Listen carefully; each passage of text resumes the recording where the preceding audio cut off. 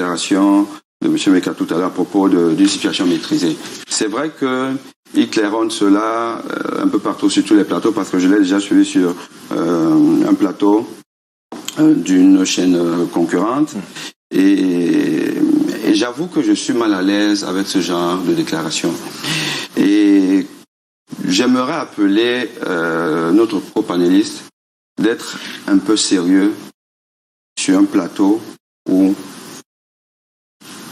je suis. Et je le dis avec fermeté. Parce que moi, je suis un scientifique.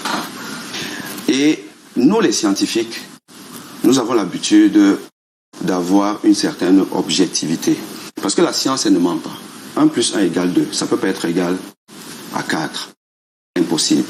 Moi, je sais que vous êtes un homme politique et je respecte les hommes politiques. Je respecte ce qu'ils font. Mais nous savons aussi que la politique, c'est parfois savoir interpréter les chiffres. C'est même parfois savoir mentir, savoir bien mentir.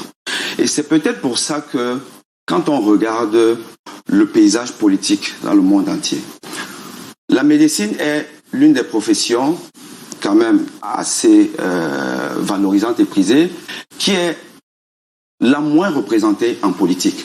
Parce que nous ne savons pas mentir. Et moi, je ne voudrais pas être sur un plateau télé où on dit des choses qui sont très graves et qui n'ont rien à voir avec une certaine objectivité scientifique. Je dis encore que moi, je ne débat pas avec des gens qui ne sont pas sérieux. Et croyez-moi, j'ai déjà eu à refuser des plateaux télé dans ce pays quand on m'annonce qui vient débattre avec moi. Parce que quand on voit ce qui se passe dans ce pays, je vous avoue que moi, en tant que Camerounais, je suis malheureux. Je suis malheureux de savoir que nous sommes dans un pays qui est quand même à terre. Nous sommes dans une certaine forme de chaos. Mais quand on vous entend parler, on a l'impression que ce pays va très bien, tout va bien, il n'y a pas de problème, ainsi de suite. Et je suis quelqu'un de très objectif. Vous avez vu que tout à l'heure, je vous ai parlé de ce que l'État a avancé dans les tests. Quand c'est bien, je dis que c'est bien. Et de grâce, épargnez-moi cette souffrance-là. Donc, ça ne va pas. La situation n'est pas maîtrisée. Les Camerounais sont plus contaminés qu'on ne le dit. Les Camerounais meurent plus que les chiffres officiels le disent, parce que mon collègue vient de le dire. En termes d'exhaustivité du nombre de décès, on n'a pas les moyens. Parce qu'il y a des gens qui meurent à la maison ou ailleurs, qui meurent peut-être du Covid, et même certainement du Covid, mais à partir du moment où ils ne sont pas arrivés à l'hôpital à Quintini, à Yassa et autres, évidemment, monsieur le ministre ne va pas les comptabiliser dans ces moments, soit. Mais ce n'est pas pour autant que nous tous, les Camerounais, nous ne vivons pas au quotidien des décès qui ne sont pas comptabilisés, mais dont on sait que ces gens sont morts très probablement parce que nous sommes dans une pandémie et les symptômes de la Covid, on les connaît tous. Donc vraiment, soyons sérieux. Et en plus, je vais terminer avec ça en disant que même sur le plan de la sensibilisation que nous devons tous faire, tenir ce genre de discours, pour moi, c'est une certaine forme d'hostilité à la nation. Vous ne pouvez pas dire ce genre de choses dans un pays où, quand on voit les gens se comporter, mais quand même, on a peur. Et on se dit, heureusement que nous sommes une population jeune. Parce que dans la population jeune, très peu meurent. Heureusement. Mais tant que nous n'avons pas atteint le pic, nous ne sommes pas sortis de l'auberge. Et ne disons pas que ça va. Parce que si nous prenons simplement la tranche d'âge de 30 ans à 50 ans ou 60 ans, parce que c'est ceux-là qui sont atteints et meurent au Cameroun. Vous regardez ce qu'on appelle la létalité, le nombre de cas testés par rapport au nombre, le nombre de décès sur le nombre de cas testés. La létalité au Cameroun est plus importante qu'en France. Voyez-vous? Parce que globalement, on a 19% de létalité en France. Mais pourquoi? Parce que c'est les personnes de plus de 70 ans qui meurent en France. L'espérance de vie en France est telle que il y a beaucoup de gens qui ont 80 ans, qui font le Covid et qui vont mourir. Mais en Afrique, nous sommes une population jeune. Donc, si on compare les tranches d'âge, je dis encore, et ça vous pouvez le vérifier, entre 30 et 40 ans, 40 ans et 50 ans, les gens qui meurent en France, c'est une moyenne de 0,5%. Et au Cameroun, si on prend globalement, nous sommes dans une létalité de 3 à 4%, ça aussi autour de ça. Donc, ce qui veut dire que, déjà, et c'est ça le vrai critère de jugement, on n'est pas mieux lotis qu'en France.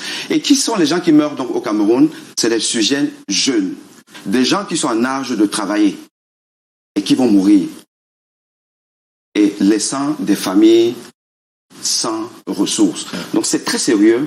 Ne tenez pas ce discours parce que vous voulez faire prospérer le RDPC.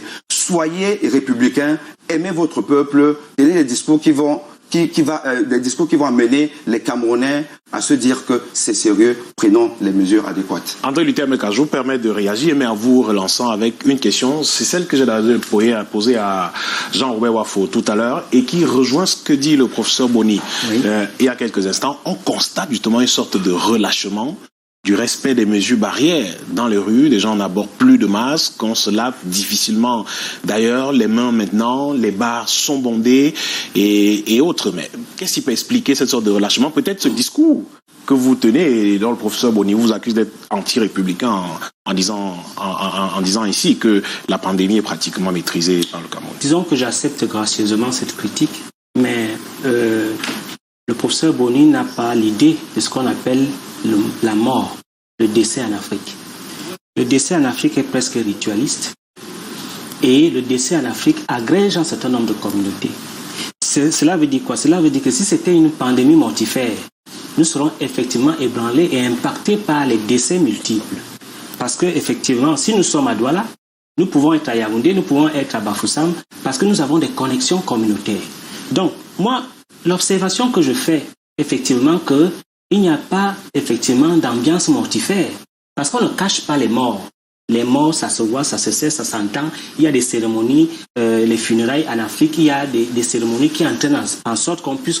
300 personnes en 3 mois, plus de 300 personnes, c'est pas suffisant pour... Non, ce que je veux dire, c'est quoi? C'est pas assez. Ce que je veux dire, c'est que l'hécatombe qui a été annoncé n'est pas là. Et les morts dont les gens spéculent dans les télévisions, avec beaucoup d'emphase, n'existent pas.